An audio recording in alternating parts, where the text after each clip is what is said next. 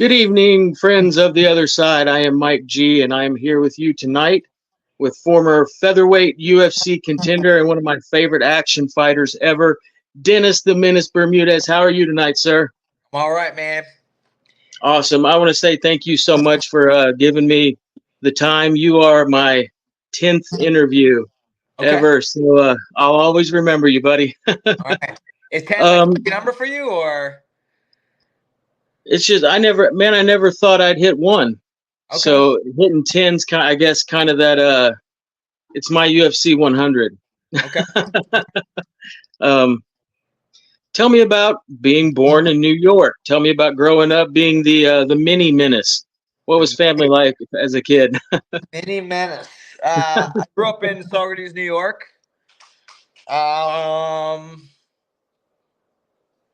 I grew up next to like a river, the railroad tracks, close to the mountains. I graduated in a class of about 300, Wow. something like that. I graduated with a Regents Plus. Okay. I'm one of three boys. I have a Mhm. stepsister, and me and my brothers were raised primarily with my father. And then I would visit my mother for long weekends, um, Easter break, spring break, winter break, all summer. Pretty much any break from school, me and my brothers visited my mother. Um, my Was it mom's a like, fairly happy childhood? yeah. I couldn't. There's nothing. No horror stories. I think everything that happened in my childhood kind of made me who I am today, and I can't complain. I've got good work ethic. Um, I've got some compassion compared to my brothers and my father. Um, and yeah, I can't. Yeah, there's nothing I would want to really change about my childhood. Gotcha. No rough upbringing. No Listen, nothing like that. if we fucked up, we got fucked up, which what I can go, because I've got two boys of my own, and I see how some parents, just yell at their kids, and you can see the kids just like, so, So what I mean? And I think there's a ton of lack of respect, you know. yeah, man. Um, with me and my boys, if I feel like they're ignoring me or they're not paying attention, and listen, I'm not up their butt all the time, right? Yeah. But if I ask them to do something, you do it. If I call your name, come. If I call your Yeah. name three times, by the time I get to you, it's not gonna. You know what I mean? It's some kind of punishment. I heard that. So Yeah, yeah, growing up in the 80s and 90s is a lot different than it is now, huh? right. Now listen, I don't. I'm not. It's not like I beat my kids or I give them what's called a dusting. Just Yeah. hey, dude, wake up, pay attention. Talk. You know what I mean? I'm talking to you. Focus.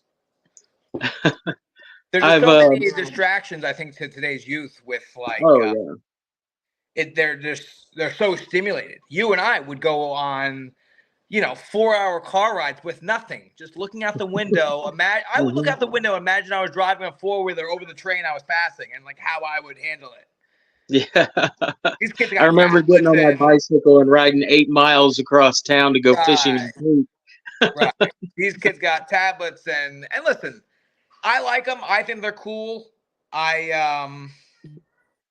I also try to monitor it.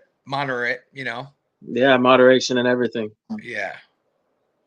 Um, I've asked a couple other guys about this. I mentioned a minute ago coming up in the 80s and 90s and how different it is. When I spoke with Chuck Liddell, he talked about how at his house there were different colored paddles for each of the boys. I know, I know. Growing up at my house, there were ping pong paddles, wooden spoons, fly swatters, Or rolled up newspapers, anything Did you have any funny stories like that? Did you have a switch you had to go pick off a tree or anything like that? No, you know what? My father, it was if you were within hands distance, you got hands, or the closest thing to him. So it could be a toy thrown at your head. It could be one thing he would do, and I like remember me and my younger brother would be wrestling in the other room, and he'd be watching TV. Knock it off, Yeah. and we're like, whatever. So we kept kind of like my kids do to me, like whatever. What I say, and we're like, all right, whatever. And then the third time, he would grab the broom, and you'd hear the metal side of the broom. What? I wasn't. See, that's good. I wasn't calling you, son. He would like tap the hallway on his way to our room, and then if I was on Oh, top of my younger brother, I'd pull him on top of me and try to use him as a shield. So you didn't get he'd just give you a tap on the head. You're like, oh God. just enough to let you know it could have been much worse. Or That's but hilarious. also distance. Right. Yeah. Tell me about getting into combat sports. Was it in high school you started wrestling and boxing, was it? No, I didn't start boxing until I was already signed up to fight. Okay. Yeah. I started wrestling. My next door neighbor was the captain of the wrestling team for I don't know, forever. But Hmm. and he was one of my big role models, and I would go with him to the high school wrestling practices and run with the team and do push-ups with them and stuff like that. Um, so I always wanted to run. He would show me like some stuff, but when you're a third grader and like I kind of see it now, my kids they can't pay attention for at all. So it wasn't until seventh grade when I joined the junior high wrestling team, Hmm. and then it was on from there. Okay. You did you start college at Lock Haven, Bloomsburg. Bloomsburg? Okay. Tell me about collegiate wrestling. Yeah. So out of in high school, right? I really turned it up after my sophomore year at to go to the states. You had to win your section when I was good in high school, Hmm. and I lost. I didn't make the finals. And I was like, man, that's it. Enough of this shit. So I started kind of training all year round after Hmm. my 10th grade season. My 11th grade year, I made it to the finals, lost. Senior year, I was the number one seed, made it to the finals, and I choked. I Oh, put so much pressure on myself because I wanted like so bad that I like just shit down my leg. So psych yourself out. going into college, I hadn't had any scholarships or anything like that. And I had like one invite to wrestle for some D3 school in Maine, and I was like, see, I didn't even go visit, and I was like, yeah, right. And then my great grandfather was the president of the Bloomsburg College for like 30 Hmm. years, right? The library is named after him, so I was a shoe-in at Okay. that college. So, and it's a Division 1 in wrestling and Division 2 for everything else. It's relatively close to where my mom lives. It's like an hour, 15 minutes from where my mom lives. So, I did it for Gramps. Went to Bloomsburg. I didn't even need to take my SATs to get in Bloomsburg. Like that's how Okay. deep the bloodline ran over there. But I needed to take my SATs to be eligible to compete. Okay. So I took my SATs and I don't know. I think I only finished like 3/4 of the test because everything's timed. So that probably hurt me really bad, just overthinking stuff. Right. I think my score was like 680 or something like that out of like 1,600. It was bad. So I think that, but my high school grades was like an 80, like a B average. But that wasn't enough to pass the clearinghouse. So I was a prop 48 my freshman year at Bloomsburg. What is Um, that? A Prop 48 means you're ineligible due to scholastic reasons, really. Okay. You kind of had to, but it didn't take away from your eligibility, though. You just Okay. couldn't compete on the team. Well, like, you're like ineligible to be on the team, really. But I would go up, and I wasn't supposed to be in the room, so I would be just watching and trying to learn from the older guys that were better. And I would be in like jeans and socks, and someone would get hurt. Bermudez, get in there, and I'd be in there hand fighting with guys in socks and jeans on. These You guys were are all sweating. prospecting. What's up? You were prospecting. You were Yeah, a prospect. listen, I was in college and I was like on the team. I just wasn't eligible because of pretty much my SAT scores. But any chance I could get, I was working out with a team at 6 o'clock in the morning.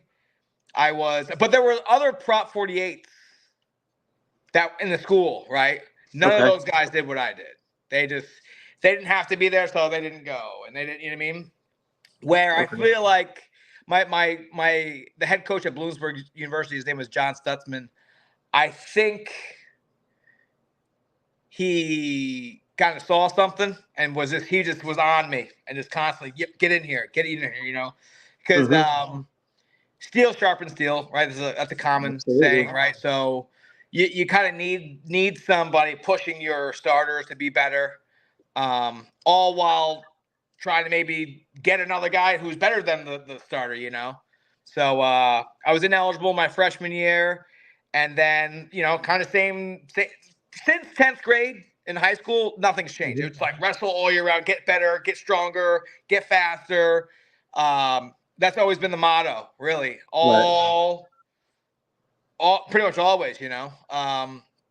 So after my freshman year, just stayed on it, just grinding, wrestling all summer, staying at the university. Then I wrestled off, got a starting spot at 157, at 159, 149, sorry. And then a good friend of mine, Matt Moley, I beat him in the wrestle off, right? And then we went to multiple tournaments together, and he always did better, like by way better. Okay.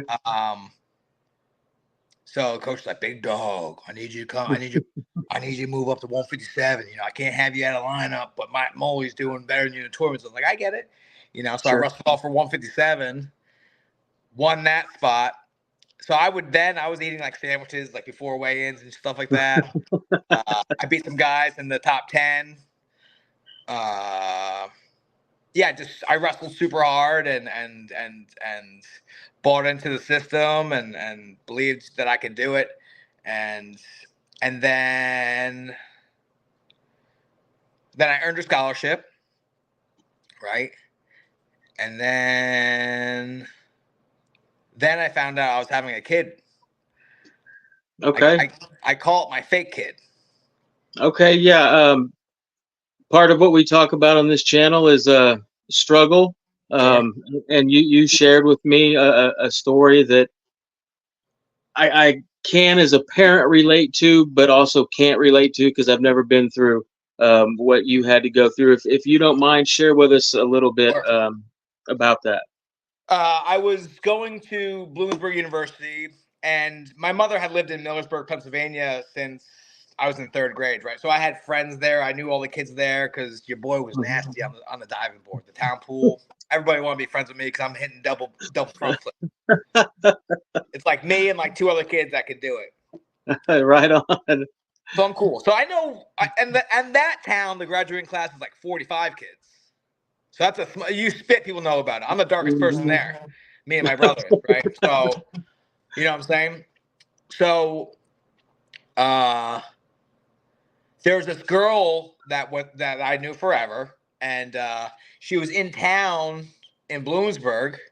So I was like, yeah, swing by. Took her out, went to parties, hooked up, whatever. Goes on our way, and then I was coming back from the Canada Cup. I was sponsored by Team Nyack. It was like me, Alton Lucas, rest in peace, who was a nasty, nasty wrestler. and then talking about struggles, right? So Alton got all kind of. He was the number 2 seed going in the NCAA tournament when we wrestled in college. He wrestled for Hofstra. I think he got like for smoking weed. He got like kicked out of the, couldn't even compete. And then I think his life kind of, he kind of grew up in a shitty area, And I kind of linked back up with him on accident. I was going to the gym to train, and I saw Alton. I was like, "Yo, dude, what are you doing?" He looked like strung out, kind of, wasn't home, and I was like, "Dude, you should come to the MMA gym because you're like freak, freak. The way this man moves and how strong he is. It's like his only weakness was his cardio, but he moved like I can't explain it, And I was like, dude, if I teach you how to fight, you will be. And he kind of was like, all right. So he didn't have a car, he didn't have anything. So I picked him up a few times and brought him to the gym. But I was also training to become a world champion myself. So I had to kind of, I made the doors open to him that he didn't have to pay. He all he had to do was show up. And my trainers would train him for free. Because I told them, like, this guy is something else, and he just never kind of followed through. And I think, he ended up overdosing. Passed away, it's such a sad because the talent that this guy had was like Yo Romero type shit. Physical like freak. Doesn't look like he's trying and just like people go flying. Yeah. But anyways, so I come back from the Canada Cup and this girl calls me. She's like, "When are you coming home?" And I'm like, "Well, she's trying to get some other big dog, And I'm like, "Whatever you want, you let me know." And then she's, we got to talk. And I was like, "Why? What are you, pregnant?" And she was like, "Yeah." I laughed at this woman for 1 hour straight. Just like, "No, you're fucking not. Shut up." Like, no, And then I was like, "Oh shit."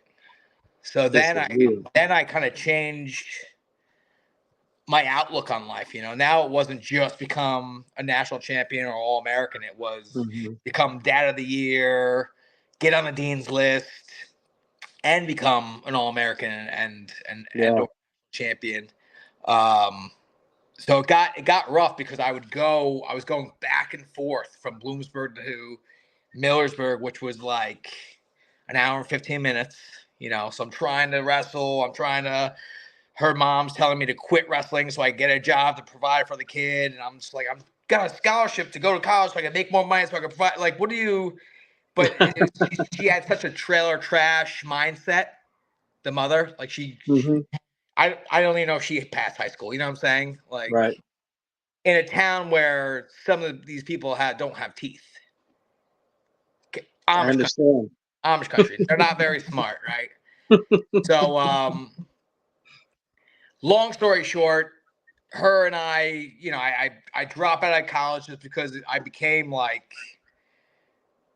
very, very depressed, really, actually. I started losing the guys that I could beat with one hand behind my back. My grades started to go down. It just felt like the whole world was on my shoulders, And I remember one night I was listening to like kind of sad struggle rap and whatever. And I was like, I took a handful of aspirin, like 20 of them. Just like, if I wake up, cool. If I don't, all right. What, I mean? Like, really, So in the morning, I told some of the guys, kind of kidding around, like, "Man, I ate a bunch of Advil last night. Like, fuck this, And I think some of the guys told my coach. So then my coach calls me into his office, and my mom's there. I'm like, "Mom, what are you doing here?" He's like, "Big dog, have a seat." I'm like, "What's up, dude?" He's like, "I gotta pull you off the squad, dude." I'm like, "No, coach, no, like, What do you mean? He's like, yeah, dude. Listen, dude. You're stressing yourself out so bad, like you're gonna kill yourself. Like, dude, you're putting too much stress Yeah. on yourself and um, too much on your plate that this isn't good for you. You gotta. No, it's like for a half hour, like, no, coach, like I need to Yeah. go eat, and then my mom chimed in, whatever, and I love you, and da, da, da. So I was like, all right, fine. So I pull off the team. Fucking the next week, I'm fucking smashing people. There was this no pressure, Right. no pressure to perform or, smashing people. I got on the dean's list. I was able to be around that one thing of competing was just like, but it's a Yeah. combination of it all, right? Sure. I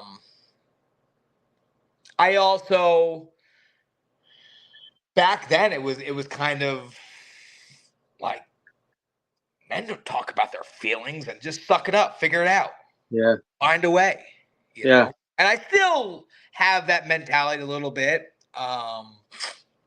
But It's coming around a little bit though, isn't it? what's that? That mentality of we Well, always have to suck it fighting up. changed my whole shit, dude. Like Mm-hmm. crazy, right? So because in college, I mean, like realistically, what do we? I mean, like you're competing to once you get the scholarship, you have it. Mm-hmm. You're just kind of competing to, prove you're the best. But for what? Right. For Yeah. what? It's not like I'm getting, what I mean? What's the end game? Right. But I mean, listen, I think that makes you a better man for what, right? Because Mm-hmm. anything in life, like what are we doing here? What are you trying to do, Mm-hmm. right? You can go quit and be average, and that wasn't the case for me, right? I wanted to Right. be looked up to. I wanted to be a role model, right? So these are my whys. Mm-hmm. I just didn't know it at the time, right? I mean, like my ego and Gotcha. pride, that was like my driving force in college. And listen, and I also loved it.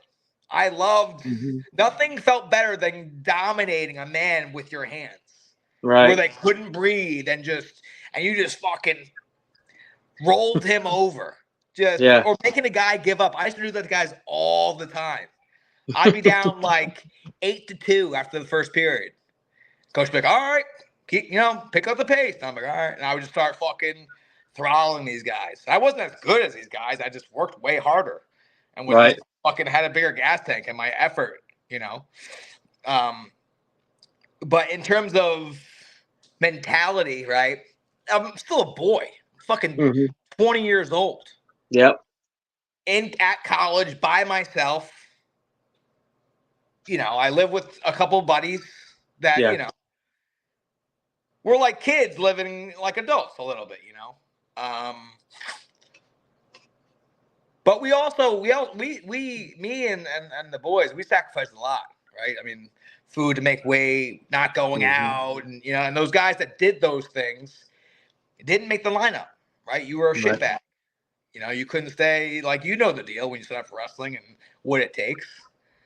And listen, I don't blame some of those guys. It wasn't for them. Right. That's fine. But once I started fighting, the idea of, so going back to your why, right? The idea of another man training to beat you up specifically, and you get locked into an octagon with him, or a cage rather, in front of millions of people for a lot of money. Talk about fucking pressure, right? I was folding to like a fake kid and like, wrestling matches where you're not going to get hurt, and like grades where if you just read, you'll be Right. fine. This is we're talking about, now I have kids, a Mm-hmm. mortgage. Things got fucking heavy, right? Yeah. So I had to become open-minded, right? Because just thinking about another guy Which, listen, I love the competition. I love the challenge. Love all that, you know. But if you dwell on something and I listen, it hurt me in the past dwelling on wrestling. I'd be in high school jotting down like Dennis will be Section 9 champ, like in my notes, just like fucking for all day. It's all I thought about, right? So with fighting, sometimes you kind of get stuck in this little, like, it's all you think about, you know? And especially when fights come on or you watch highlights of your guy, you're like, oh shit, that guy knocked that guy out cold, like bad, you know? It starts going like, what if that happens to me? And what if the girl you like at the time sees it? And, you know what I mean? It's like, or even your kids or, you know, or your family or, you know, people betting on you. It's so how I got open-minded was start doing like different breathing techniques to like kind of calm myself. And I looked for any and every little centimeter to give me an advantage over the next guy. And I'm not talking about PEDs. I never did PEDs during my whole career. But like fucking I would do breathing techniques. I invested in myself in terms of like I would get like exercise equipment for my house, a sauna, a salt bike. I had stim machines, expensive foam rollers. Just because, right? If I invest in myself, hopefully it get a return. Forward, yeah.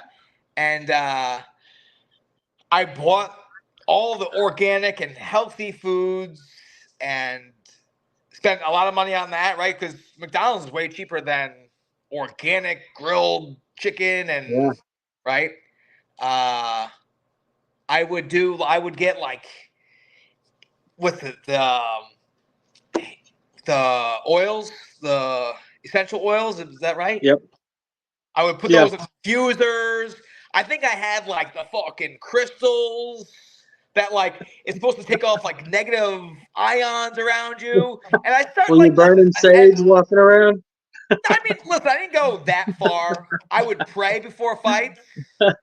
Right. Well, I don't go to church religiously. I go to church for like communions and stuff like that, you know. I don't go on Sundays really ever. I have. But you know what I mean? Right. But before fucking fights, I'm like, fuck it. Let's talk to God for a minute and freaking get him in my corner, you know. Hopefully the other guy isn't, and I got like a little advantage. I was on time for workouts and the whole night, you know, and I would write things down. What also helped me manage some of the stress, right, is writing things down. Me and you, I think we're talking about that last time, is when you write things on paper, it becomes tangible. Kind of manage it, right? When you have a ton of things floating around in your brain all the time, sure, you know it. Right. But every once in a while, you got to go like try and download that file that you saved all the way in the back and bring it in front, where now that file is just on a hard copy right in front of you, you know? It just makes it easier to, where am I supposed to be right now? Oh, right here. Okay. Where am I supposed to eat right now? This, you know, where you're like, oh shit, what's my weight at? And so I would just have everything kind of written down from the date of my fight, who I'm fighting, how I would beat them, and then the plan of attack of how I was going to beat them, you know, how I was going to go, like the strategy. I would go over nutrition with nutrition specialists. I would be on the phone with them weekly. Hey, my weight's here. Okay, boom, boom. Change this. I would go over with, I work with Andy Galpin, the exercise science, head of exercise science at Cal State Fullerton, over my volume. So I put together all my workouts for like the week, every week in repeat, you know, and I would send it to him. I would send it to my striking coach. I would send it to my jiu-jitsu and make sure all these things work for all of them. Right. Then I would send it to Andy, and he would go over like, well, listen, this is too much, or take this out, or you need a recovery day. And I would do cryo baths, ice baths, Normatec pumps for my legs, the whole. constantly training, if you will, right? So a lot of people are like, oh, you only fought for 15 minutes, you know? Like, no, dude. I'm training fucking all the time. It's 24/7 all the time. And I'm gonna choke my kids. Oh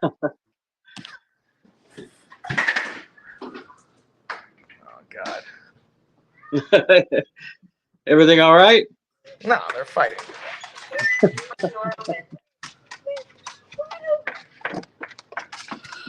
What's wrong with you guys?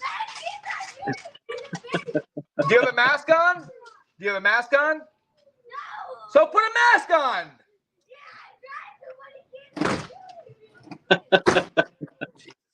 Good times. It's never right. They can be playing like checkers, and next thing you know, checkers get thrown at each other's faces. I'm like, I don't get it. Sure. Let's back up a little bit.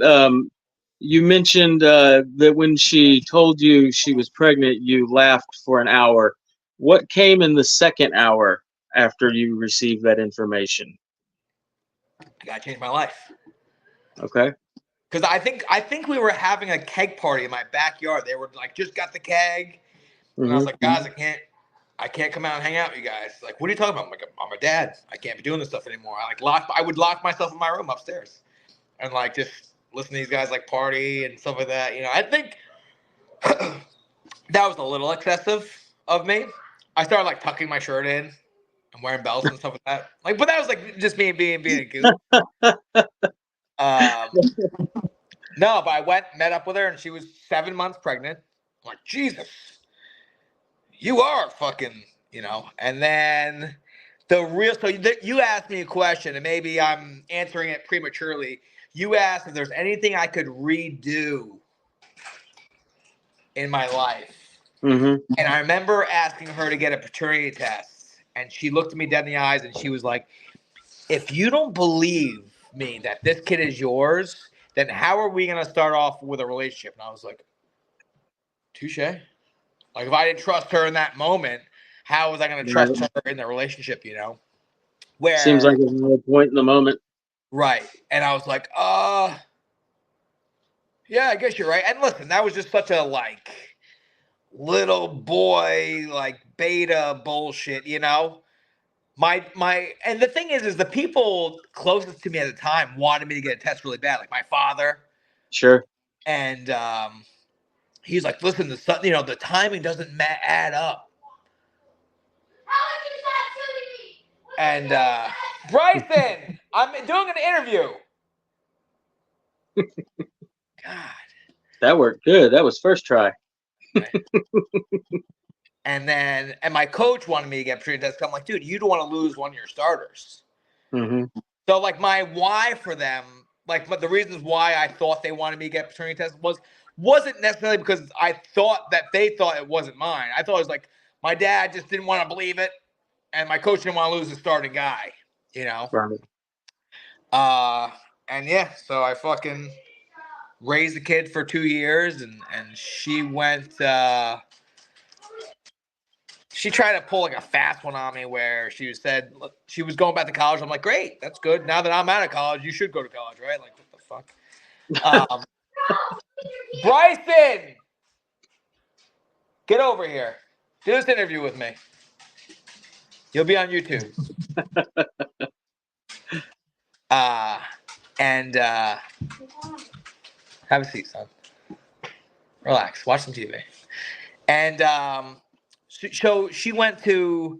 She's like, I'm gonna go take my test, and then I'm gonna lift after that. And I was like, all right, go ahead, babe. And then she goes take it. She didn't get home till like 2 a.m. I'm like, hang on, this doesn't make sense. Like, where were you? She's like, no, like, I mean, I had to take the full time for the test because it was difficult. And I was like, hang on. I went to a university. I never, even for the finals, didn't have to take the full time for the test. You're going to a community college just for the test of the week, and you need to take the full time? And then you went to the gym afterwards. What the gym's closed. What are you talking about? No, it's open 24/7. I'm like, I don't know, dude. I smell bullshit. You know when you get that fucking Mm-hmm. feeling in your gut? I Yep, had something's fishy. so bad. I was like, man, this is. So turns out she was seeing some guy in Baltimore, which is like an hour and a half away or something like that. Mm-hmm. And she. Long story short, right? Ended up leaving me for that guy. Did she think it was yours? So I when mean, I when I initially? got when I got the results, well, we had split, right? We had Right. split, right? She was with that guy, and then I'm living in Amish country, Pennsylvania. I'm 22 years old. I live with my mother and my grandmother, and I'm like, dude, this fucking sucks. Yeah, yeah. I worked for UPS, making like $120 a week, part time. Yeah. I did landscaping for a guy that would pay me sometimes for $8 an hour under the table. Like he would be backed up like 3 weeks' pay. I'll True. get you next week. Yeah. So and anything that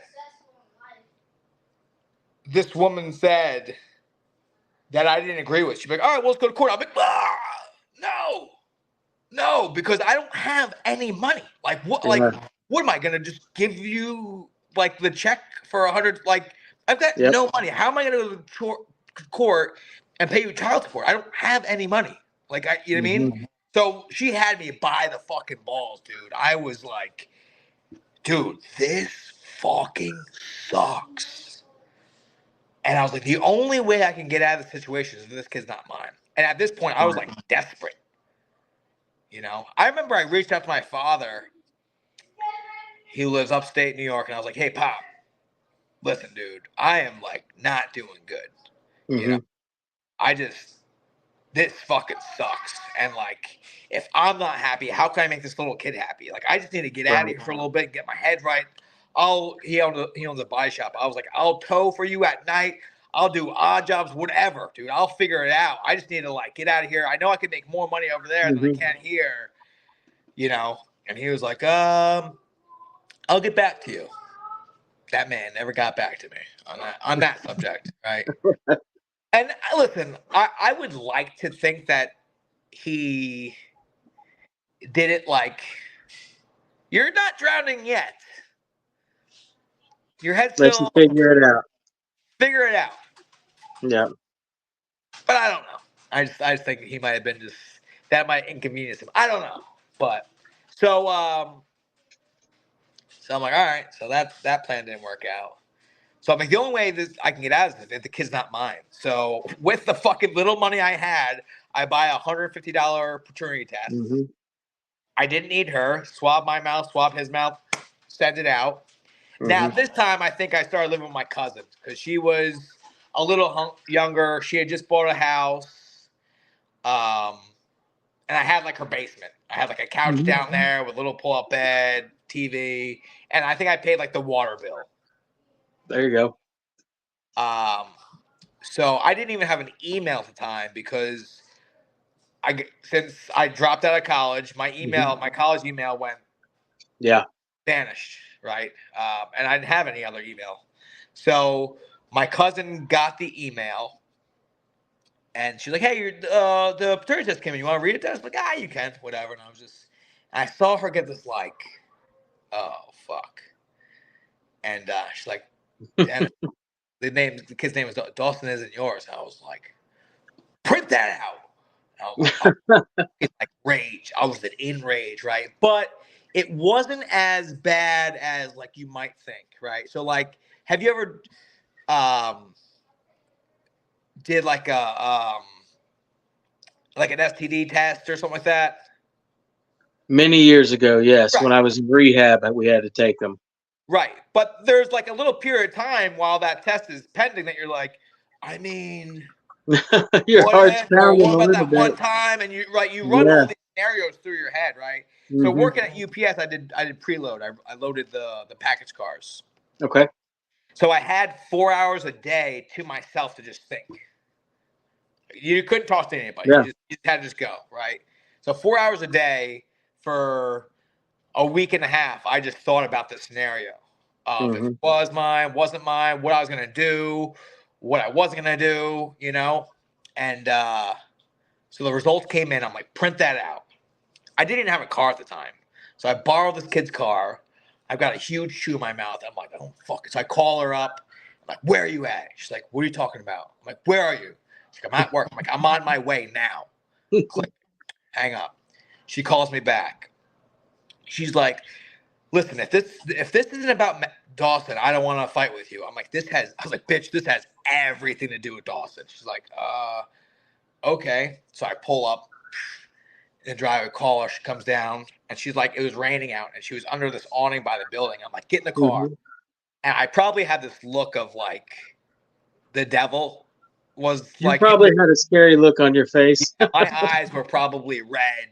Like I had a huge chew in and like my plan was like to spit in her face. Like, you know what I mean? I was just so like fucking like, yeah. You know, because I sacrificed so much and like I remember getting paychecks from college from the camp for like $800 just going here you go. $800 for a college kid, dude. That's all the money in the world. That's like $80,000 to a regular person, dude. You know? Yep. That's fucking Taco Bell, fucking Keystone cases of beer, pizza, like full tanks of gas. Yeah, full tank of gas, pay your insurance. Like, dude, you're doing good. I remember Some getting that check and t-shirts. just giving it right to her. And I gave back my scholarship for wrestling. I fucking dropped out of college my senior year. I had 24 credits left. And when you start your eligibility in college for wrestling, as soon as you start, the clock starts. You have 4 years consecutive. You can't pause. You can't pause it. You can't stop for a year and come back 3 years later and finish that fourth year. It's 4 years straight. There are some things you could do, like Olympic red shirt, a red shirt, injury red shirt, or Prop 48. Right. So once you start, you only have that 4-year window. Right. Like I said, with those things I just said, you could make it. The craziest guys have gotten 6 years out of it by like Olympic red shirt or injury red shirt, you know? Gotcha. So that's gone. I can't go back my senior year and try to compete. It's gone. Right. How much is that worth? You know what I'm saying? It's hard to put a price on it. Loves it. Yeah. Who like, you know, gone. Because of fucking this see you next Tuesday. So I pull up to her job. Let me get some more light in here. So I pull up to her job and try to tell her to get in the car. She's like shaking it off. Like, no, I'm not getting that car with you. And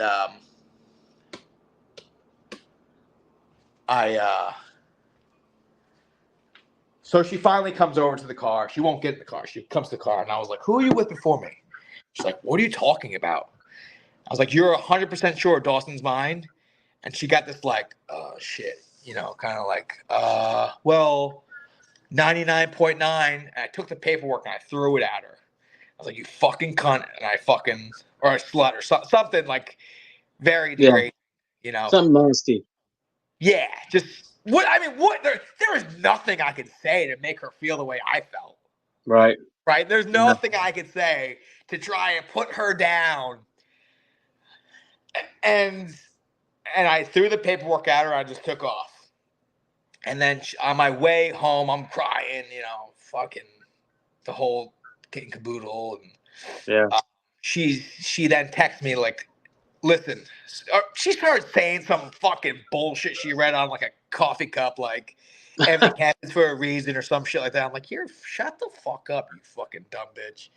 And so I called the mother, and she like kind of actually I think maybe the mother called me or whatever. She's like, Dennis, I'm so sorry, I didn't know, and I'm sorry for giving you a hard time, because she fucking rode my shit. Her mother, she was like mean to me. She wanted me to provide for her grandkid, which Sure. I get it. I was trying, and but it wasn't good enough in her dumb eyes, and so You were I just a went, kid, like you said.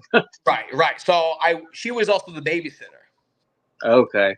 so I went there to see the kids for, like, I guess one last time, because the mother, the kid's mother said that I'm either in the kid's life like I've been, or I'm Or how out long? of it completely. And I was like, Yeah. there's no chance.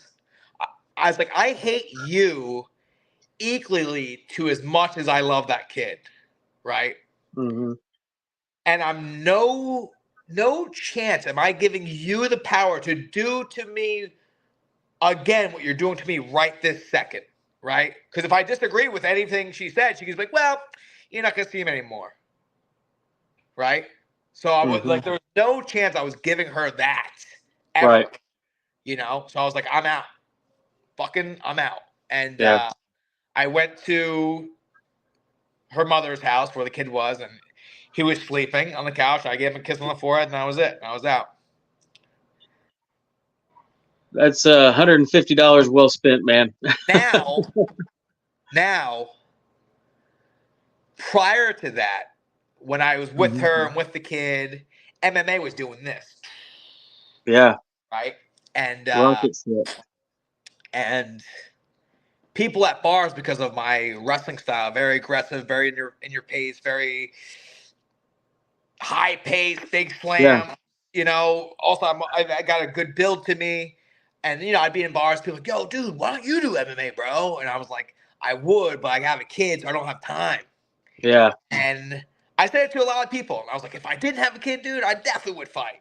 And Yeah. then and I didn't even like think about it ever. And then once the kid was gone, some time went by, and I'd be like drinking on the couch with my buddies. And it's like, you know what? Like, I did talk all this shit. Like, if I had the time to fight, I would be Yeah. nasty at it. And nobody was coming back to like, oh, dude, I heard you don't have a kid now. You said you'd be good at fighting. Like, you should do it now. No one did that. It was like a little thing in my own head Sure. that I was like, man, I talk all this shit about how I'd be nasty if I had the time and da-da-da-da. And kind of like, and then cross train with Joey Gambino, and then this fight getting thrown in my lap, and it just all kinds of fucking fell into place. So when people ask me, like, I don't know, like, why I started fighting, or it's like, whoa, I didn't, like, fighting found me, dude. Fighting Right. like grabbed me and just did what it wanted with me. It just took me and just, it's like I found this like fucking black steed and I hopped on it. It was just on the ride for just where it was gonna take me, and Right. eventually. How do you go from collegiate wrestler to the Ultimate Fighter reality TV show? Uh, so like I was kind of saying, my younger brother's best friend was Joey Gambino, Okay. and he grew up fucking. The kid was obsessed with Rocky. You watch Rocky like fucking every day. Hmm. My senior year, one of my buddies hooked up with like his girlfriend or something like that, and they had a fight outside, and I was just like, oh shit, and he beat the shit out of my buddy, beat the fuck out of him. I was like, oh Hmm. shit, yo, Greg, keep your hands up, dude. Like, I say shit like that. But he was always like a natural fighter, with attitude to match. Hmm. Where I was always super passive, like, yo, dude, whatever. I'm not trying to fight. And then, so he had been training MMA for about 8 months. He had 2 amateur fights under his belt. And I think I was home, and Hmm. he was like, yo, Dennis, come down to the room. Come down and let's work out. We'll go over some wrestling. I'm like, yeah, sure. Go down the room, start fucking around. Obviously, throttle him in wrestling. And then wrestling turned Hmm. into like submission wrestling. He Yeah. caught me a few times, and then I was just hitting him, because he hit me with shit I've never seen before. An armbar. I didn't know Yeah. what an armbar was. And then I started like neck cranking him and fucking guillotines. I didn't know it was a guillotine, and getting submissions. And his coach was kind of blown away, like, dude, what are you doing right now? I was like, UPS. What are you talking about? He's like, dude, you should be fighting. I was like, I don't know, man. Because I watch TV. I see some of these guys that, I'm like, I don't know. I don't know. I've never been in fist fights. Right. In college, I hit a few people. That's about as far as the fight goes. It wasn't like I was like slipping and dipping and throwing back, It was like I hit the guy once, he went, and like it was over, know? So I go to dinner with my one buddy who's one of his coaches. I'm sitting there with my older brother and his now wife. He's like, dude, there's a fight at the end of the month. You should do it. I'm like, bro, I don't fucking know anything. I know how to wrestle like a motherfucker. That is it. He's like, you'll be fine. Trust me. I'm like, what? What are we talking about? Like, I don't know. Like, I'm like, what? What are you? I'll be fine? Yeah. And so I'm like, everyone at the table's like, dude, do it. You should do it. I'm like, all right, I guess. So I'm signed up for the fist fight, MMA, the whole nine, in Virginia, under pro rules, in a month. I trained one time. So I go back home to Millersburg, Pennsylvania, and there was a lot of talk about Steve Blackman having like the best MMA gym around. It was in Harrisburg. So I go there, and I'm like, which took me a while, because in my head, an MMA gym, as soon as I walk in, everybody is going to want to fight me. That's in my head. That's like, that's not the reality at all, right? But for, I guess, the average Joe, like, as soon as you walk in, it's a fist fight. They're all going to fucking look at you and call, you know what I mean? So, and they all have huge muscles, and right, which isn't the case, right? The average, full of average Joes just trying to make something of themselves, So I go in there. I'm like, is Steve around? I was like, hey, it's over there. So, hey, what's going on, Mr. Blackman? Hey, what's going on? I was like, I wrestle. I gave a quick little, I wrestled at Bloomsburg. I got a fight coming up. Like, where are your best guys? He's like, in the back. Why? I'm like, I got to see where I'm at. Like, all right, go ahead. All right, cool. Go back there. My very first day in there, I'm better than 90% of the gym. Day one. Just off of just aggressive wrestling and just not being afraid to get hit and throwing. I don't know how to fucking throw a punch. I don't know what a 1, 2, 3 is. Right. Jab, straight, hook. I don't know the numbers for punches. I didn't know. I'm like, yo, jab feels weird. He's like, yeah, if you throw them 1,000 times, it's not gonna feel weird. I'm like, oh, okay. Like that's how I was, right? So then, and now I'm talking to the guys. I'm 2 weeks in. I'm like, yeah, I got this fight coming. I'm kind of nervous. Like, dude, you're gonna be fine. I'm like, what the? Why is everyone saying I'm gonna be fine? Like, I don't. Where is this confidence coming from that you guys? What are you seeing that I don't know, right? So I go down to Virginia and I fought another wrestler, some kid from like Ohio or some shit, and he shot on me, and I was like, no. Nice try. Yeah, I stuff his shot. He shoots again, stuff that, and now, but he can't strike for shit. But neither can I. Right. And just out of fear, and also, dude, going into that fight, I can't describe the very first walk. To knock me out, you would have needed me to hit me in the fucking head with a crowbar. I was so fucking like on. I drank like 2 5-hour energies, an amp, and I think I had like Stacker 2s? Yeah, the beans. I had so much fucking, I was like, yeah. I think the coach might give me some like nitrogen pills too or something. I was like, I'll take anything. I was like fucking I could have, nothing was beating me that night, right? Right. I think the guy maybe hit me once, and I ended up clipping him with a hook and dropping him. And I won via knockout. First fight. And I was like, dude. You're hooked. Also, let's back up a little bit, right? So I had this fight lined up. I start training for this fight. Somehow somebody's like, yo, there's another fight too you should do. And I was like, where is it? Virginia, at a fairground. I was like, so now, before I ever fought one time, I'm 2 weeks into training. I've got 2 fights lined up. So I go down to Virginia, knock this guy out. Boom. Then the next fight was, I think, like 2 weeks later. in Virginia again, and I'm fighting this guy. I'm like the co-main event too somehow. I'm fighting this guy. It's the first round. I remember I was on his legs. And again, full throttle this guy. He kneed me in the mouth. My two front teeth were numb for 4 days. Mm. And I remember I was in on a double leg, and I was like, I'm like, man, I'm tired. And I went, hang on. If I'm tired, this guy is fucking dead. And I like pulled my head out, looked up, and this guy was draped up, and he looked like exactly that dead. And I was like, let's finish him. Fucking pull his legs out, and I just ground pound him and TKO'd him. Then after that fight, I did like a flexing picture, and I looked fucking diesel. Do you know how hard it was to get another amateur fight after that? Probably pretty difficult. Oh, because I would, people like, yo, you want to fight so? I'm like, yeah, I'll fight anybody. I don't give a shit. Right. Fight would be lined up and be like, oh, your opponent backed out. Oh, so people started backing out on me. I'm like, dude, this is annoying. And I was like, do you think, the internet's obviously a thing now.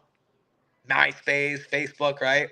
Yeah. I'm like, man, is it because of this that like people aren't fighting me? This picture. But I fought another 2 times. The third fight went the distance in Virginia. And then the last fight was in Virginia.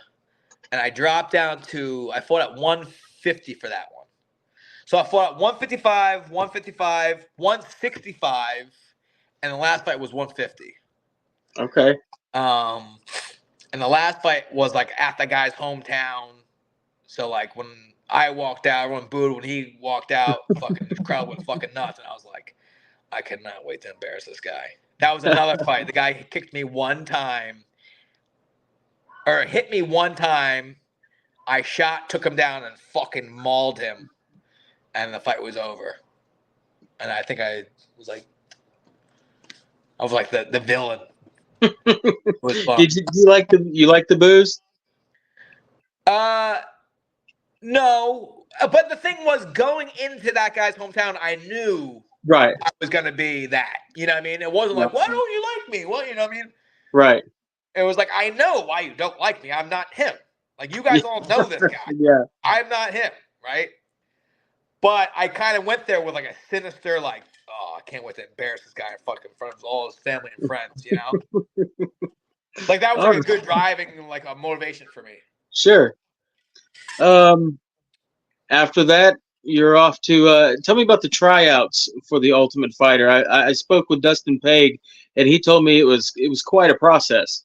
Yeah, we had to. The tryouts for me were in. I tried out for season 12 of the Ultimate Fighter. It was in North Carolina, and let's say there's 3,000 people trying out.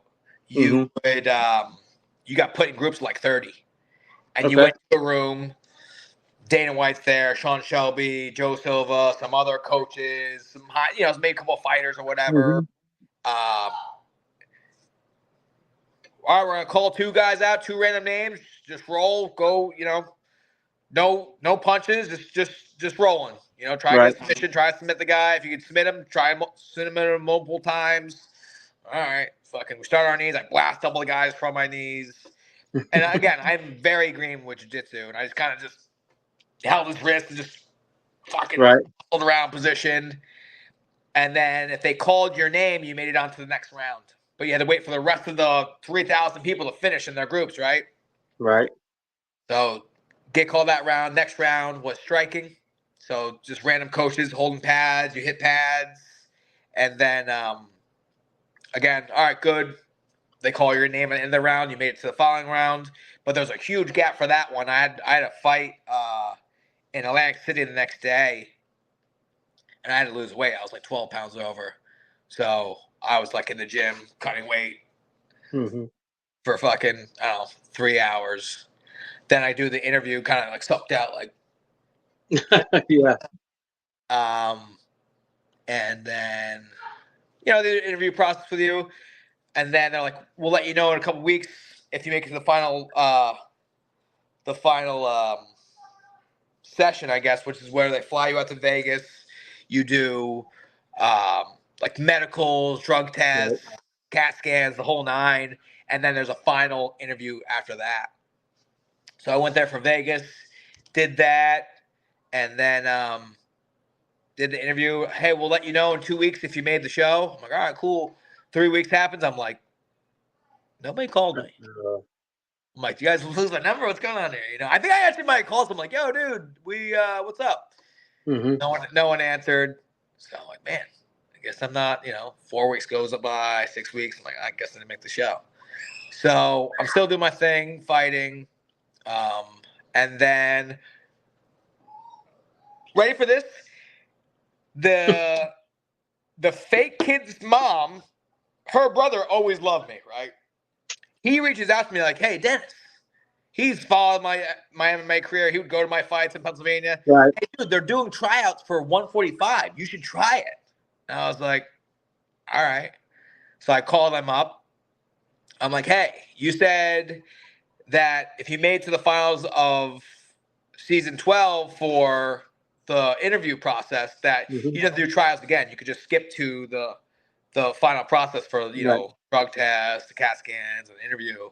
Does that hold true for 145? They're like, sure. Cool. All right. I'll see you guys in Vegas.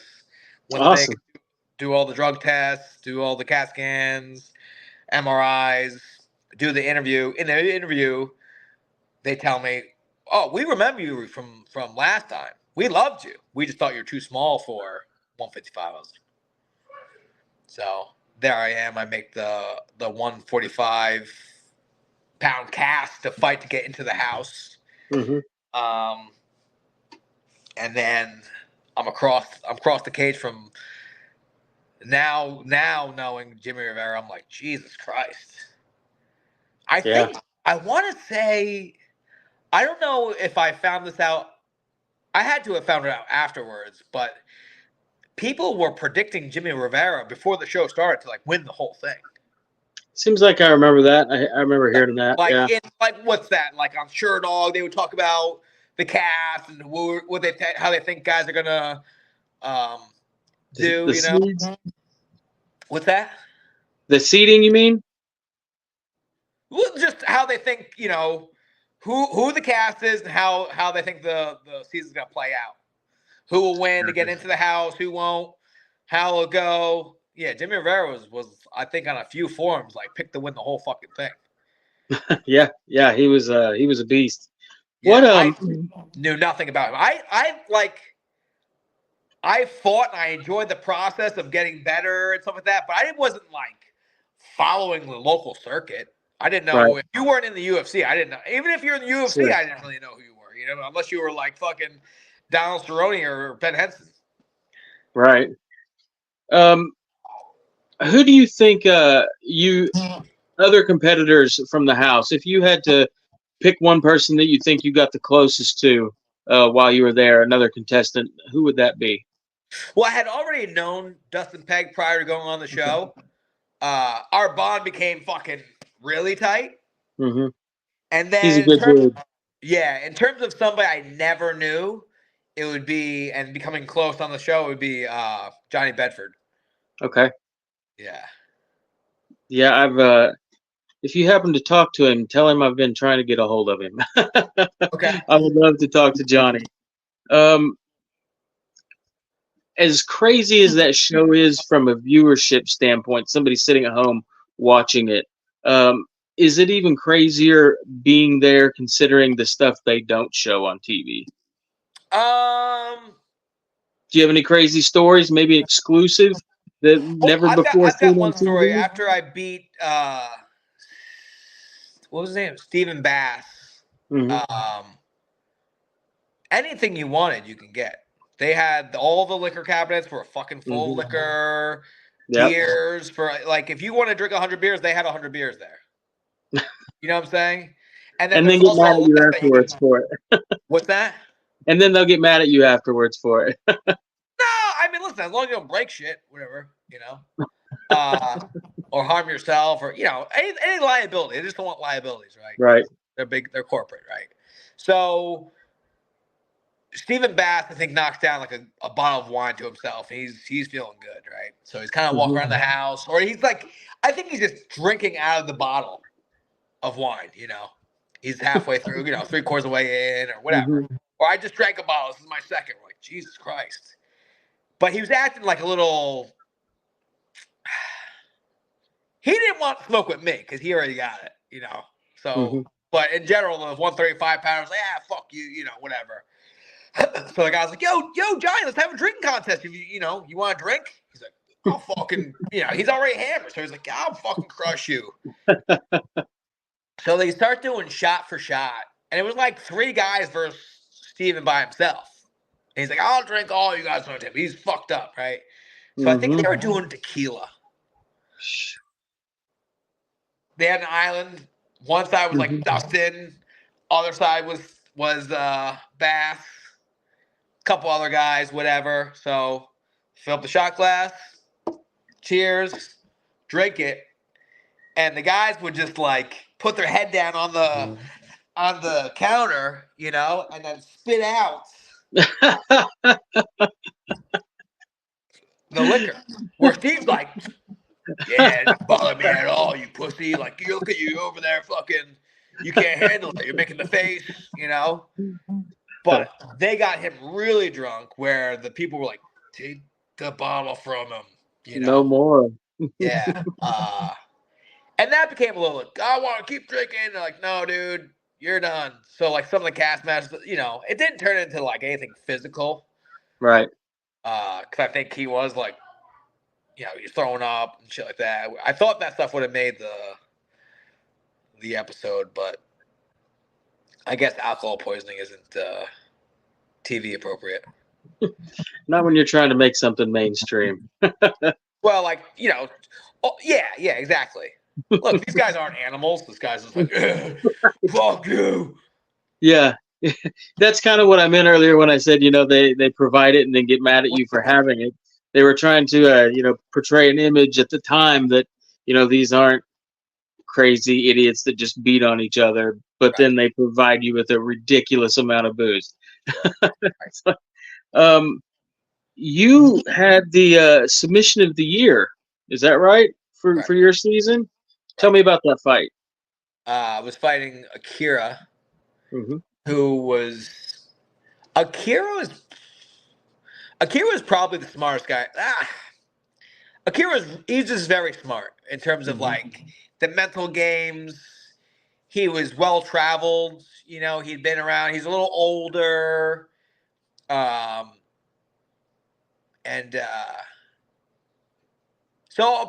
a part of this game, what is really a game, like was a game to him too. I mean, he and so me and him got matched up in the semis, and he was kind of talking shit, singing songs in the fucking kitchen about me and how he's gonna knock me out, and I would just like be eating popcorn, looking at him like, okay, yeah. And then so I just listened. Was that saying like speak softly but carry a big stick, right? I was like, dude, I'm gonna let my actions do the talk. So you talk all you want. Yeah. Watch what happens to you. What was that first round? Dude's fucking knocking me around the cage. I'm like, fuck, this is sucking right now. And then when I took him down, then now we're in my world, and I choked him pretty much unconscious, which is cool because Mayhem was on the I think I double legged him. I brought him like over to Mayhem just so I could be closer to my corner. Like it instructed me, and I could just make the adjustments I needed. And I choked him out. And then after I was like, "Take that shit, pussy." that was cool. It was the finals. You fought Diego Brandao. Is that right? Right. If you had any do-over in your career, would it be, I guess, a mulligan, you could call it, wipe one loss away? Would it be the Diego fight? Simply because out of all of them, I could redo one, it would be the Ricardo Lamas. Okay. Because after the Ricardo Lamas, that would have been a title shot, I think. Yeah. He was ranked number 3rd. I was on a 7-fight win streak. If Ricardo Lamas was number 8, I was fighting for a title. Yeah. Against, I think it was Jose Aldo at the time, right? Yes. Yeah.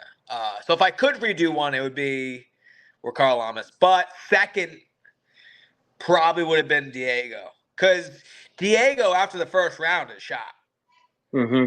He, especially the way him and I were fighting, he would have been off the. If he came off the seat in the second, I would have brought that same fight to him, and Right. I would took him to deep waters and fucking beat the shit out of him. But listen, it is what it is, and I fucking backing up off my back foot, drop him with a short right.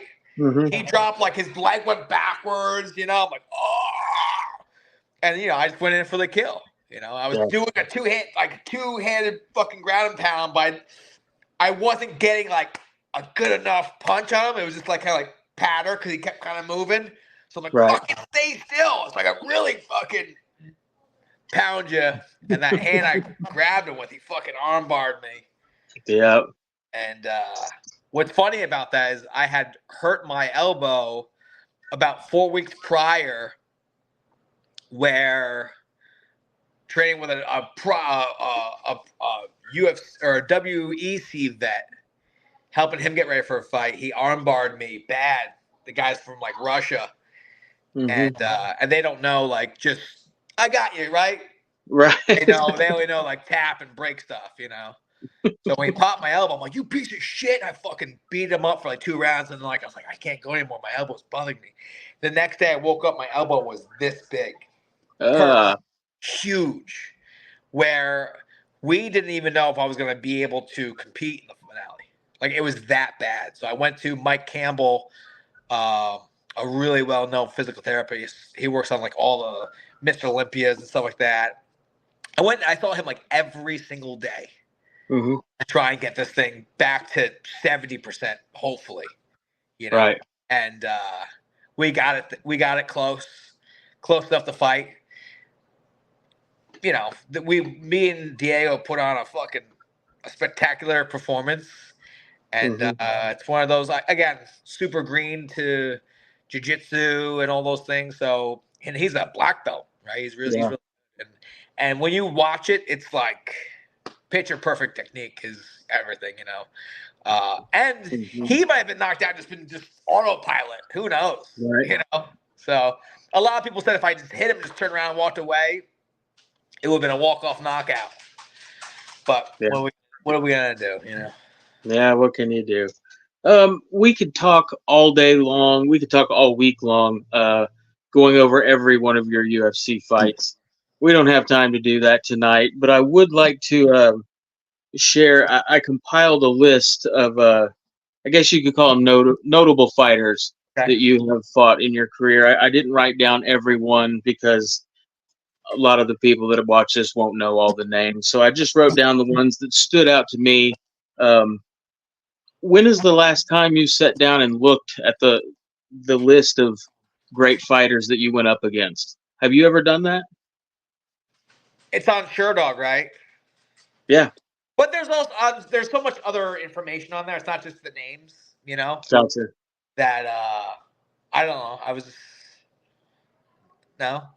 Yeah. Like I spoke about before, I write down my workouts, my diet, Right. when, where, who, but I never wrote down who I fought. That was in the past. I'm always trying to fucking get better, go forward, Well, I'm gonna read some of these to you, because it is, I mean, it's up there with any featherweight, WEC, UFC that I can come up with.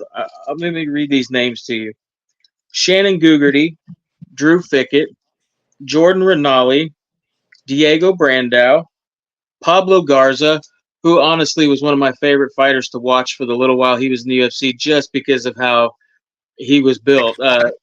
You two fighting was, I'm not going to lie, visually stunning. Hang on, I'll tell you a little quick story about that. I remember we're at weigh-ins where I'm behind him. Weigh-ins, and I'm like, dude, what? How the fuck did this guy make 145? I don't know. His back is the same. His back, his chest, his shoulder, his biceps, his forearms are the same size as mine. The only thing is like his legs had to have been like fucking sticks. Yeah. And he had very small waist. But Yeah. standing behind him, I'm like, dude, this guy's fucking just as muscular as I am. How is this a fair fight? I don't And know. I had lost to Diego Brown now, so I was like, dude, you gotta win this fight. And I'm like looking at this fucking the scarecrow, but to me, I'm like, this guy's fucking huge. Continue. The featherweight Stefan Struve. Yeah. After Pablo, you've got Tommy Hayden, Matt Grice, who I mentioned earlier. Great fight. Max Holloway, Steven Seiler, Jimmy Hedis, Clay Guida, Ricardo Lamas, Jeremy Stevens, Ronnie Jason, the Korean Zombie, Darren Elkins, Andre Feely, Rick Glenn, Tay Edwards, Akira Kurosani, as you mentioned earlier, and Jimmy Rivera. That's amazing, dude. That is a hell of a list of fights. Amazing work, sir. Thank you. Let's see. All right. Pulled pork or brisket? Brisket. Okay. Mesquite or hickory wood? Can I ask the difference? Mesquite is going to, let's say you have some Texas barbecue. It's going to have a real bitey smoke to it, whereas a hickory is real smooth, Kansas City I style. think I'm gonna go hickory. Very good choice. If you ever get a Also, chance, can I back up to the first question? yeah, Anywhere pulled pork, I guess. I think that's like it's hard to mess that up. I think, right? Where it's much harder. Brisket's much more difficult. Brisket is so Tough. really good brisket. I'm taking that over fucking any meat, really. Yeah, some burn ends. But not really sure. Just trying this place out. Nobody recommended brisket at this place. I'm going pulled pork. If that can I do that? It's kind of Smart man. All right. Smart man. All right. Your favorite fighter of all time? BJ Penn. Early BJ Penn, licking the blood. Sean Jerk.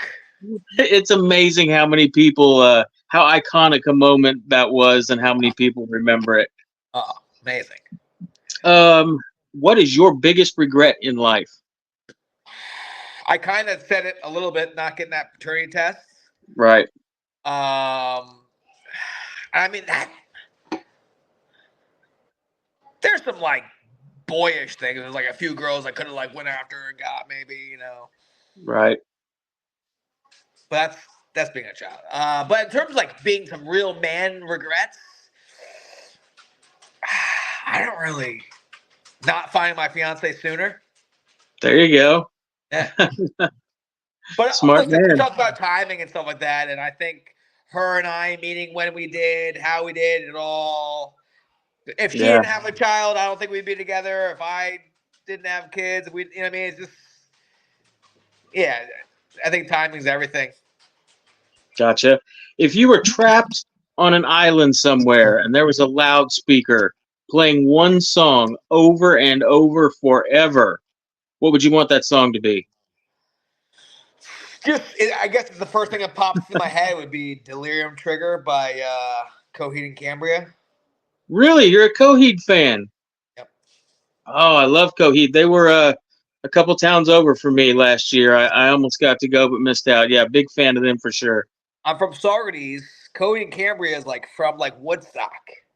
Oh, okay. I didn't know that. So before Coheed and Cambria was kind of Coheed and Cambria, like a lot of my friends and kind of would go see them play at the local circuit or whatever, and you know, so they were like in my town before they were like everywhere, you know.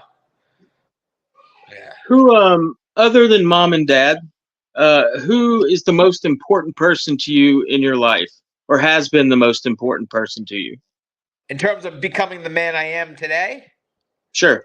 Right.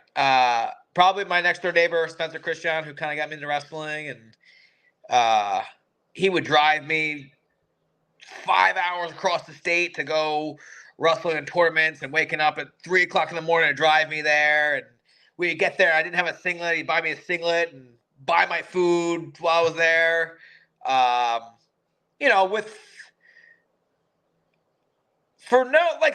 don't think it was, I think this kid's going to be, I don't know, just, we had a brotherly love. He wanted to see me do well.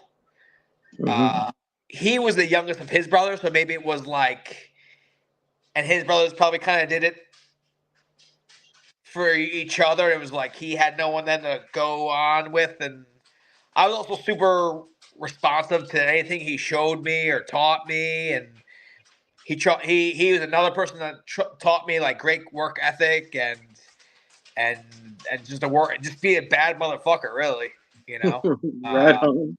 and yeah, he's got a tremendous I don't know what's he's the reason Present? why. Okay. Yeah. What is the best advice you've ever received? You and I talked about this the other day. Yeah. And I was kind of saying how I don't feel like anyone's ever said anything to me specifically. Okay. Oh, you know what? This just clicked in, right? My high school coach Okay. would say to me before my matches, as long as you keep moving, good things will happen. And I think when I think about life, I think that just like Absolutely. he didn't mean it in that way. I think he really meant fucking literally like, dude, you keep moving this wrestling match, good things are gonna happen. Like the guy's gonna get tired, you're gonna get good position. That became true for me in college, just hard, heavy pace. In MMA, fucking same thing, hard, heavy pace. And then my life, like if I stop moving, the house gets dirty. Sure. You know what I mean? Like, Yep. if I stop working out, I'm gonna get fat. It's just these keep moving, and good things will happen is kind of been like a thing for me. Like my kids, like when I see them being lazy, I'm like, you fucking run! Why? You're the fastest guy on the team. Why are you fucking sixth place? You're being lazy. There you go. If you had a message to share with someone who was struggling, that's the reason I do these interviews. Someone who's maybe down and out that might be struggling with addiction, maybe someone who is struggling with mental illness, family issues, something like that. If you could share one message to them about not giving up, what would it be, Dennis? It would be write things down. Like I was saying earlier, right? Because we all have these thoughts in our head, right? And we kind of know what we should be doing and when we should be doing it and how we should be doing it. And kind of when I tell people about dieting, right? Like anytime you go to the deli and you're going, what should I eat? Fucking 9 times out of 10, you're gonna get something delicious that's not as good for you as something you may have written down on a piece of paper. When you write things down on a piece of paper, you're making a little contract with yourself. And you're kind of holding yourself accountable. You're also kind of like studying these things into your brain, right? You're not just thinking it one time. Now you're thinking it twice when you write it on paper. Yeah. You're thinking it 3 times when you read that paper and you see it somewhere. You're reading it 4 times when you do it, when you read it again the next morning, So everybody has a place that they see themselves or where they would like to be, right? And like, I would love to be a millionaire, right? And you fought in the UFC or not? No. I'm just playing. Right. But without that being written down, it's like a dream. Right. And I can write it down and say, I want to be a millionaire. But if I don't have a plan behind how I'm going to do that, again, it's just a dream. It's right. Right.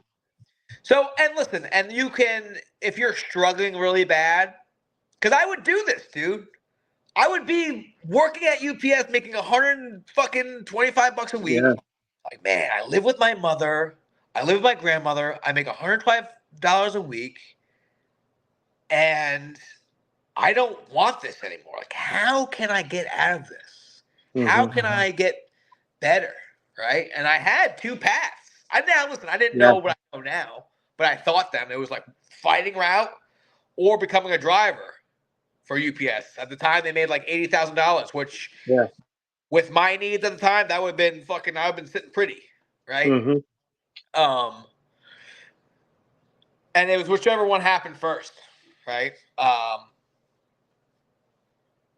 But I had this time to myself in the truck by myself. I would like run these different, what I got to do. And when things would get really, really bad, I would like, pen and paper. Even then, I would write things out. This actually started when I was really young. Like I wanted like fucking laser tag, and my dad wasn't gonna buy it for me. So I'd write down the gun I wanted, how much it costs, the accessories I wanted for it. I'd do like all this research on these things I wanted, but I never put together a plan to obtain these things. I never did, right? But I would do fucking tons of research on them and know fucking all the ins and outs about them. But I'd write it down. It became like almost like I was halfway to having the fucking thing in my hand because it's all written down, you know? Right. So making things tangible is really and in terms of obtaining information for your plan, there's tons of places to do it. Books. There's tons of books on like just bettering yourself and becoming right. So that's if you're in a fucking shitty spot, one thing that will make you feel better is fucking working on you, dude. Is getting and that can start with just working out. Sure. Doing fucking you can start with 25 push-ups a day and just slowly start to build on that. And after a while, like, dude, I can do 100 push-ups a day. Yeah. I can do 200 push-ups a day. Now you're at a fucking 1,000 push-ups a day. You're like, dude, I'm kind of a bad motherfucker. Can you do 1,000 push-ups a day? No, you can't, because you're fucking not me. You didn't put in the work that I did. You know what I'm saying? Right. And there's like this serotonin and some natural chemicals that start kind of kicking in at that point, right? And then you can write down other things. I wish I read more. This is like one of my things I'm bad about. But I listen to a lot of shit. I know I'm not a good reader, but I'll put on like motivational videos and how to make yourself a little bit. That's also I'm better at absorbing information that way versus reading. When I read, I start fucking, what the fuck did I say again? You know, I'll read a whole damn page and I'm like, the boy crossed the river, and I'll keep reading, and I start thinking about the one time I was at the river doing whatever, but I'm still reading the page. Right. None of this information is going to my brain. I'm like, fuck, what did I just read? I was daydreaming about fucking hanging out in the river while I was reading this. So, like, I just know I need to, I can listen, and I'm a visual learner. So to kind of dumb down your question, make it a little brief, is just write down where you want to be and a realistic way of how you're going to get there. And gotcha. It doesn't have to be a fucking home run. You need little goals to get there. And maybe some, you are who you hang out with. Absolutely. So I'm constantly trying to hang out with people that are fucking trying to do something. Yeah. You're like, if you want to become a millionaire, fucking try and hang out with millionaires. Exactly. Right? If you want to be a bad motherfucker fighting, hang out with bad motherfuckers. I was doing this in high school without even knowing it.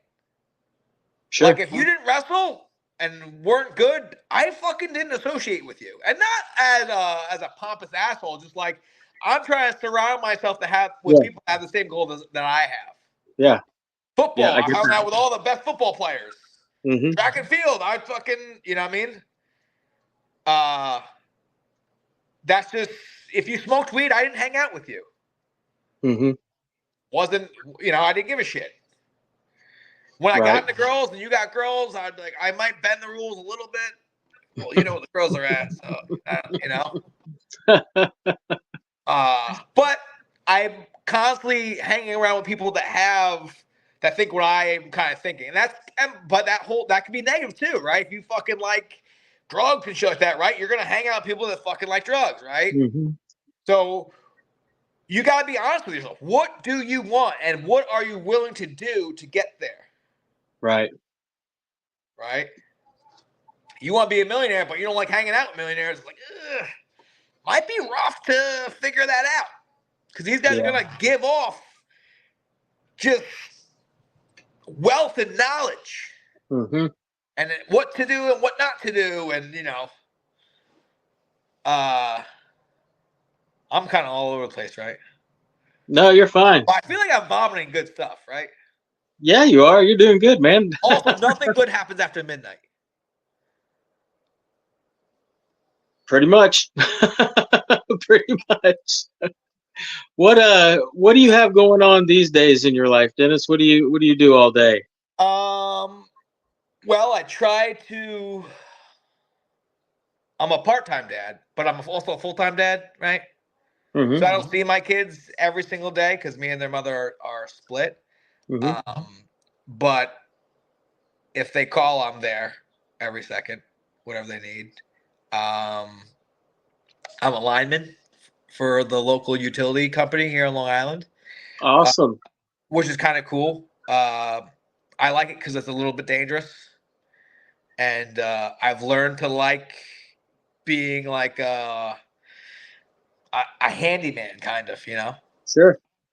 Since I don't know, forever since I could fucking compete, I've only Mm-hmm. worked out, trying to make myself a bad motherfucker in terms of endurance, strength, Mm-hmm. mental callousing, techniques, whether it's football, wrestling, weightlifting. I never picked up like power tools and worked on cars. And so I really lacked that ability to problem solve. Gotcha. Like, fuck, you know what I mean? And I blame that a little bit on my dad. My dad would never, me and my brothers are amazing landscapers because my dad would make us fucking cut the grass. And, we knew how to do all that shit. Right. Right? But we didn't work on small engines. We didn't, you know what I mean? So anytime I have like a little project and my kids are around, I'm like, dude, come here. Here, screw this in. Here, cut this with this fucking sawzall. And I try, make sure they're safe and they're not going to fucking break the shit. Right. And what that requires, what my dad didn't have, is patience. Because now in my line of work prior to becoming a lineman, I turned a wrench fucking 10 times, maybe, my whole life. Now I do it every single day. So I'm fucking trying to pick up this huge gap. All these guys I work with are all, build cars and houses and shit. I'm like, Right. oh, yeah, cool. That's. Yeah. So if they were trying to make fun of me about not being as good at the job as they are, I'm like, well, how about I just fucking punch your face? Yeah, you always have that in the back pocket. Yeah. It's kind of unfair. Would you But rather? I'm sure it's nice. Would you rather be able to build a shed, or would you rather beat someone's ass? I don't know. I could beat your ass until you build the shed for me. How about that? There you go. Inside the shed. I feel like I'm the winner here. That's hilarious. I have one more question for you before I let you go. How can fans of the Menace, friends that maybe you haven't talked to in a long time, UFC fans, how can people keep up with you and follow what you're doing? Well, I'm constantly posting on my story on Instagram at Menace Bermudez. I try to put like original content that you can't get anywhere else on my Dennis the Menace Bermudez fan page on Facebook. Okay. That's really it. I was doing Twitter and then switched to fucking X, and somehow my fucking my login got lost, and yeah. But I'm going to be starting another Instagram page called the Menace Cave soon. The Menace Cave? The Menace Cave. Okay. But it's going to be just called Menace Cave, right? And I'm going to probably do like a wrestling instruction in there, striking, just fucking MMA stuff. Gotcha. Actually, I just came up with one more question. Okay. If I was able to get Dustin Pegg, Johnny Bedford, Yes. Roland Delorme, Yeah. and you together. Would you Yep. be interested in all 5 of us doing an interview together, kind of like reminiscing about the Ultimate Fighter? Is that something that'd be interesting to you? 1,000%. Awesome. You could probably get Brian Caraway too. Say that again. You could probably get Brian Caraway too. I've sent him friend requests for 2 Really? years. Man. Yeah, even before I ever thought about having a YouTube channel or reaching out to anyone. Huh. Yeah, I've never been able to get a response. Huh. Dennis, thank you very much for coming on the channel. No problem, man. I am always honored and blessed when professional fighters, retired or not, take 1 minute out of their day to respond to a friend request from a guy in Arkansas they don't know with a YouTube channel with 80 subscribers. So thank you very much for being a good enough person to do this and to grace us with your presence, sir. My whole thing, like my whole fighting career, was like, if you think I'm cool, I think you're cool. Right on. You Well, think hey, I'm man. loser, I think you're. I still might fuck with you.